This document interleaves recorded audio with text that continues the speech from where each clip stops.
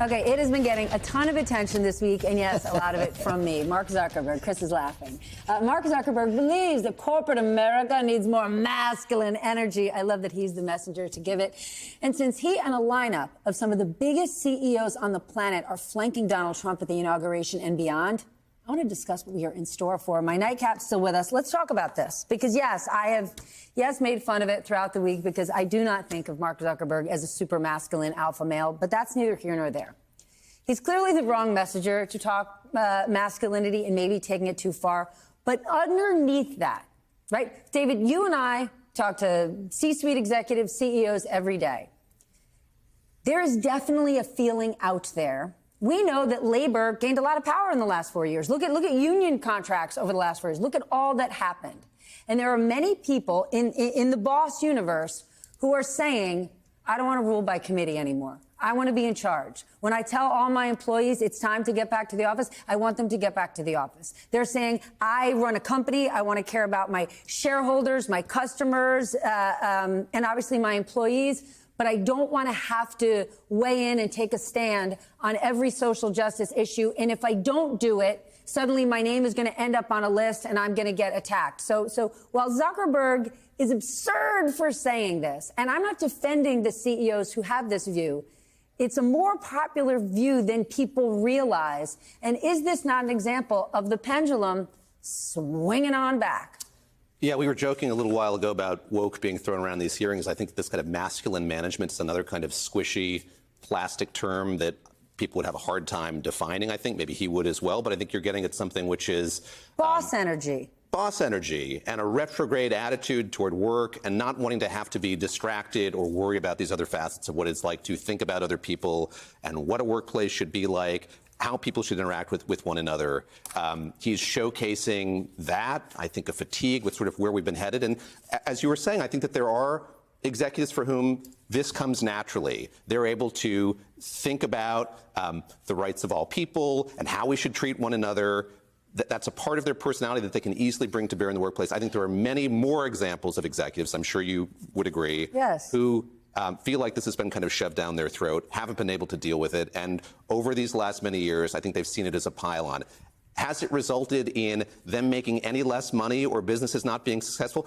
No, absolutely not. Has it resulted but it's another in any thing for them to think about. Running giant companies? No. I mean, I love that. Like, we need to bring the men back, and it's a bunch of dudes saying it. Yeah, I'm familiar with the patois, right? I come from sports. They don't say patois very often in sports, which is why I guess I'm at this table. But I'm here to say that, look, when Mark Zuckerberg says Dana White, guess what? You're on the board of Meta. Hold on. Do you know Dana White was put on the board of Meta January 2025? Do you know who stepped off the board of Meta January 2024? No. Sheryl Sandberg. Oh, yeah. Sheryl Sandberg. And so for years, Mark Zuckerberg needed Sheryl Sandberg to be the outward-facing person to interface with the world because he was unable to sit up and look you in the eye and do it. And almost like a year to the date since she leaves. And mind you, she's still an advisor to the company. So, Sheryl, we'd love to hear from you on this. Who does he put? Dana White. It's a costume, okay? And yes, it's no longer leaning in. It's now rear naked choke holding. Can I tell you what? Like, please. And I can't even believe you just said naked choke holding because now I'm just going to the rest of the show. My takeaway when Mark spoke was that he looked scared and that he was having to reverse himself. And I sensed that he feared, oh, you're caving into Trump. So the exact opposite of masculinity. But, Chris, can I just make this point? I completely get that Donald Trump's the president. And if I was the CEO of a company, I totally get that I need to play ball, right? If I sell a product, I want to make sure I'm not getting slapped with tariffs. I don't want to be the next Disney. I don't want him coming after me. But there is a line between saying, I'm going to play ball. Jamie Dimon, just this week, Jamie Dimon's going to go to the White House if he gets called. Jamie Dimon's going to work with the Treasury Secretary. Is he going to go to Joe Rogan's man cave in Austin? No. But he looked scared because we knew he was reversing himself. And to me, he looked weak.